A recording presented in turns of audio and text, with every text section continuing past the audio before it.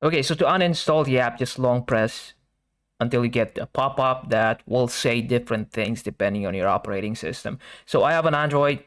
What I have to do, in my case, I have a Pixel phone. I have to drag it all the way to the top of the screen and drop it on top of uninstall and then hit OK. So that's what I have to do. If you have a Samsung, your pop-up might look something like this. And then just tap uninstall. If you have an iPhone, you're gonna get this and just tap on remove app.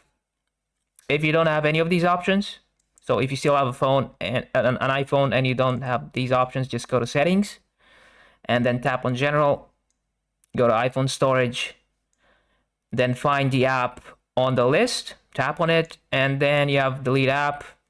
Just press that button and you should get rid of the app, and that should be it.